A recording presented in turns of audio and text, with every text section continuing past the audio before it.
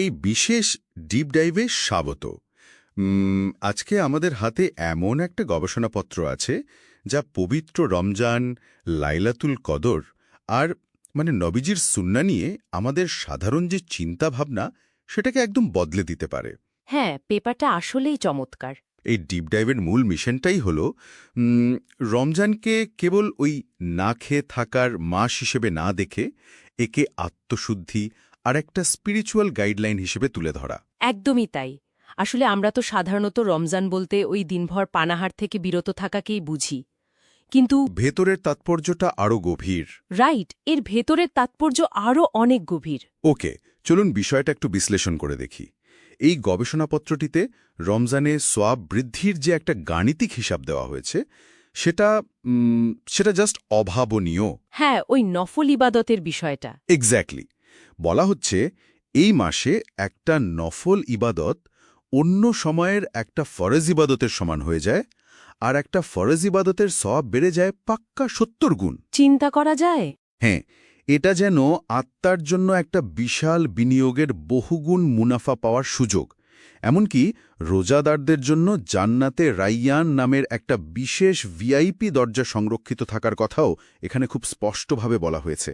এই গাণিতিক হিসাবটা সত্যি দারুণ, কিন্তু আমরা যদি বিষয়টিকে একটু বড় পরিসরে দেখি তাহলে বুঝতে পারব এই পুরো প্রক্রিয়ার মূল দর্শনটি আসলে তাকওয়া, মানে আত্মনিয়ন্ত্রণ। আচ্ছা। রোজা যে শুধু পেটের তা কিন্তু নয়, এর সাথে চোখ, কান ও জিহ্বাকেও সংযত রাখতে হয়। গবেষণাপত্রে নবীজের একটি খুব কড়া সতর্কবাণী উল্লেখ করা হয়েছে।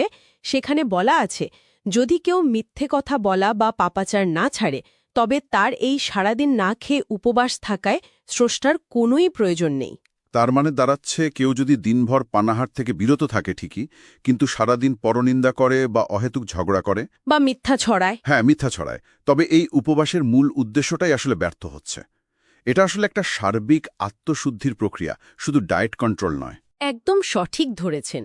মন এবং শরীর দুটোরই রোজা নিশ্চিত করাটা এখানে জরুরি। আর এখানেই বিষয়টা সবচেয়ে বেশি চমকপ্রদ হয়ে ওঠে যখন আমরা শবে কদর বা লাইলাতুল কদরের কথায় আসি। ও, এই অংশটা আমার খুব প্রিয়। গবেষণাপত্রের তথ্য মতে এই একটিমাত্র রাতের ইবাদত হাজার মাসের ইবাদতের চেয়েও উত্তম। আমরা যদি হিসাব করি, সময়টা দাঁড়ায় ৮৩ বছর ৪ মাসের চেয়েও বেশি। জাস্ট ভাবা যায়।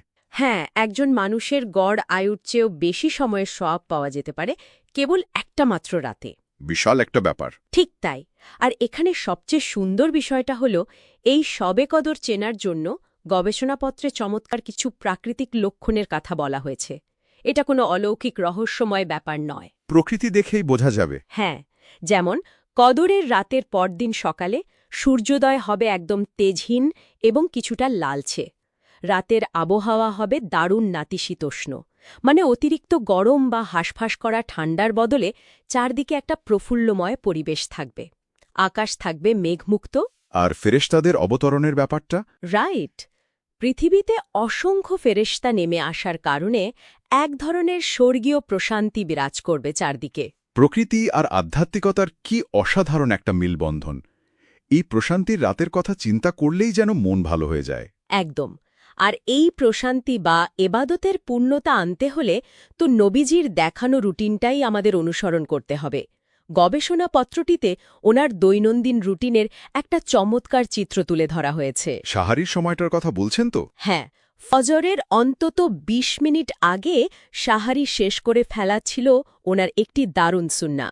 আর রমজানে দান সাদকার ক্ষেত্রে বলা হয়েছে, ওনার বদান্যতা নাকি প্রবাহিত বাতাসের চেয়েও দ্রুতগতি সম্পন্ন ছিল।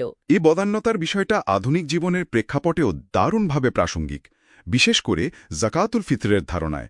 এটা শুধু একটা ধর্মীয় নিয়ম নয়, বরং এর মাধ্যমে সমাজের সাম্য প্রতিষ্ঠা হয়। কেউ যেন বঞ্চিত না হয়। ঠিক, ঈদের দিন যেন সমাজের সবচেয়ে দরিদ্র মানুষটিও না খেয়ে না থাকে, তার টেবিলেও যেন খাবার থাকে, সেটা নিশ্চিত করতেই এই ফিতরার ব্যবস্থা। অসাধারণ একটা সিস্টেম।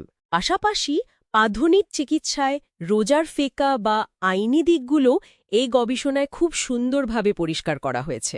হ্যাঁ, এই জায়গাটাতে অনেকেই বেশ বিভ্রান্তিতে ভোগেন।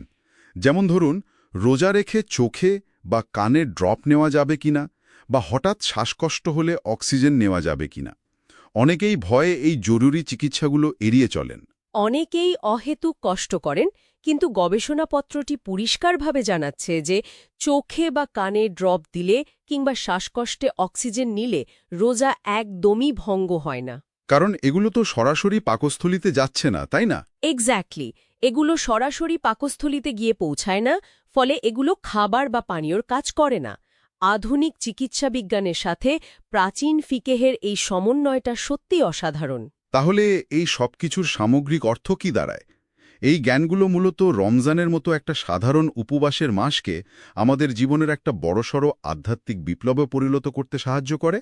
আর আধুনিক জীবনের ব্যস্ততায় এরকম সঠিক ফিকিহি জ্ঞান থাকলে অনেক অহেতুক বিভ্রান্তি থেকে বেঁচে থাকা যায়। একদম তাই।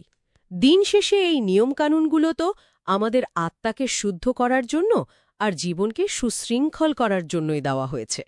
আজকের মতো আমাদের এই চমৎকার ডিপ ডাইভ এখানেই শেষ করতে হচ্ছে। তবে যাওয়ার আগে শ্রোতাদের জন্য একটি ভাবনার জায়গা রেখে যেতে চাই। অবশ্যই। রমজান যদি আমাদের প্রবৃত্তিকে নিয়ন্ত্রণের জন্য ৩০ দিনের একটি কঠোর প্রশিক্ষণ কেন্দ্র হয়, তবে এই অর্জিত তাকওয়া বা আত্মনিয়ন্ত্রণ পরবর্তী ১১ মাস ধরে রাখার ক্ষেত্রে আমাদের ব্যক্তিগত প্রস্তুতি আসলে কতটুকু? আমরা কি শুধু ১ মাসের জন্যই নিজেদের